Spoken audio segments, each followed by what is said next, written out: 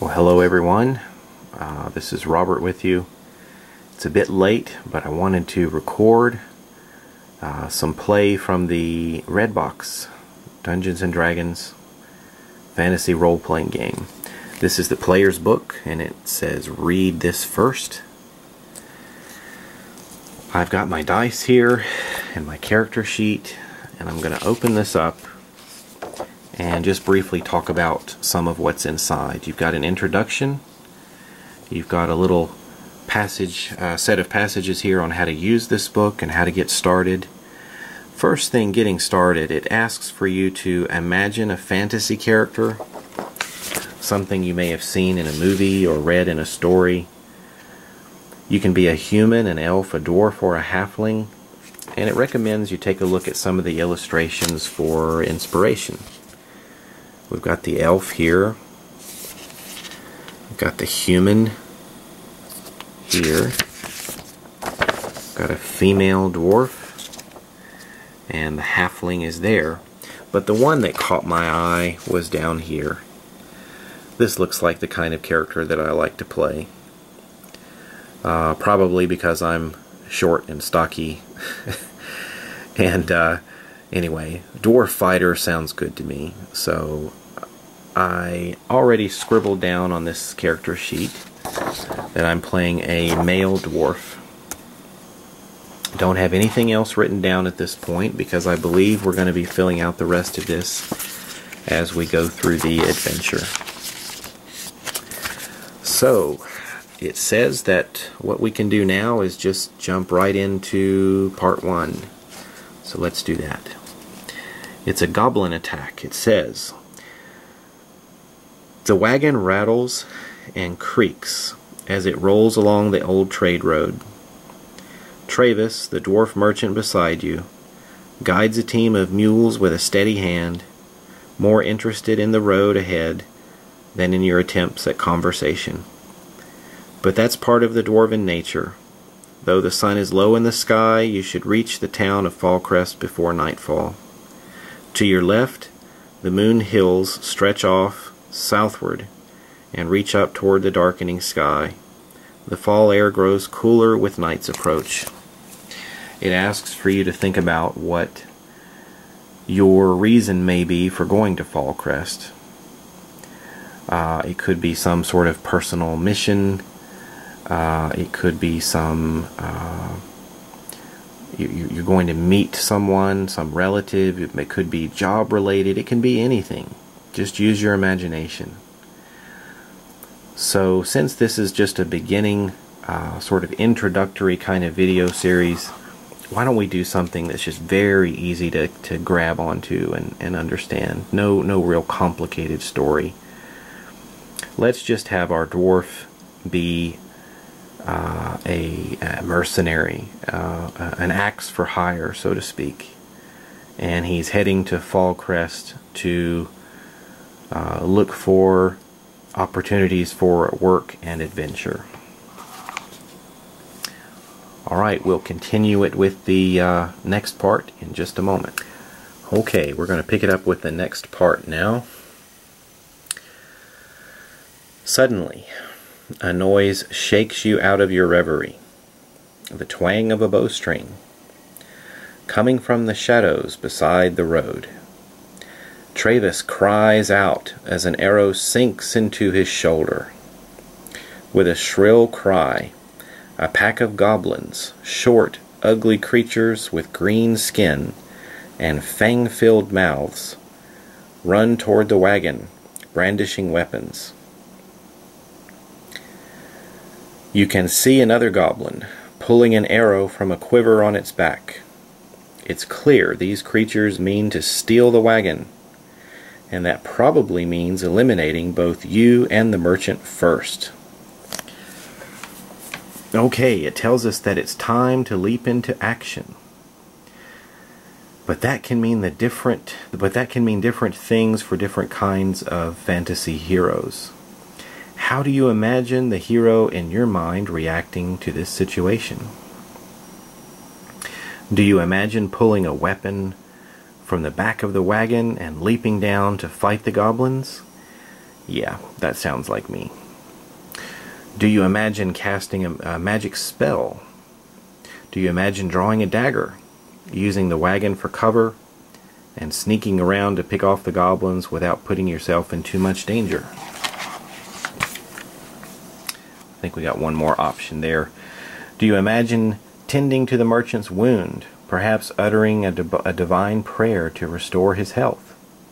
Or do you prefer hiding in the back of the wagon until the fight is over? Do you have a different idea about what to do? Well, we're going to keep this simple. I'm going to pull a weapon from the back of the wagon and leap down to fight the goblins.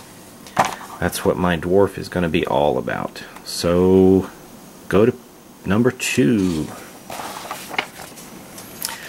Alright, it says drawing a weapon and leaping into the battle sounds like something a fighter would do. Fighter is one of the 4 main classes in Dungeons & Dragons game. Your class is primarily... your class is the primary definition of what your character can do in the world of the game.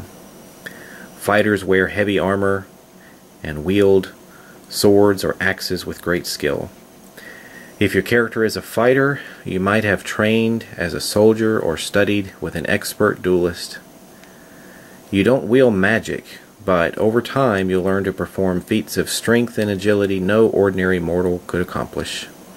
You're probably very strong and tough and fairly quick as well. Does this sound like what you have in mind for your character? If it does, go to 7. Yes, it does. Okay, here we go. Number 7. Make a note on your character sheet or scrap of paper that your character's class is fighter. Well, let's do that now. On our character sheet, we've got up here, you may notice my handwriting is also just like that of a dwarf. I can't help it. Bad handwriting. My students here studying English, their handwriting is so much better than mine. Alright, fighter. Alright, it's time to leap into action. You pull a weapon from the wagon and run toward the nearest goblin. In game terms, you've just used a minor action, drawing your weapon, and a move action, running up to the goblins. Each time it's your turn in combat encounter like this, you can take 3 actions, a move action, a minor action, and a standard action. Attacking is a standard action, so you will have time, to attack on your turn. When you make an attack with a weapon, you roll a 20-sided die and add your attack modifier. Here's how to determine your attack modifier. First, write down your character's strength score on your character sheet or scrap of paper. If you're a human or a dwarf, your strength is 18 and your strength modifier is +4. Alright, well, we go here and we find strength, and our strength is going to be 18, and we have a modifier of +4. Okay, let's turn the page. So there we go. Abilities and skills. Don't worry if you've decided to play an elf or a halfling fighter. You can still be a great warrior even though your strength score is a little lower. However, if you want to change your character's race, you can. Now choose a weapon for your character to wield. If you use a great sword, you have higher accuracy but do less damage. If you use a great axe instead, you hit a little less often but do more damage when you do. If you want to use a great sword, add +4 to your strength modifier and write down the total and the space for your attack modifier. The total will be +8. If you're a human or dwarf, +7. Let's see, +7 if you're an elf or a halfling. So this is over here with the attack bonus. If you want to use a great axe instead, add +3 to your strength modifier and write the total down in the space for your attack modifier. The total will be +7 if you're a human or a dwarf. Alright, well, let's do that.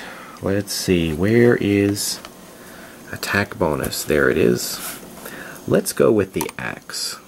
So we're going to have a +7 there.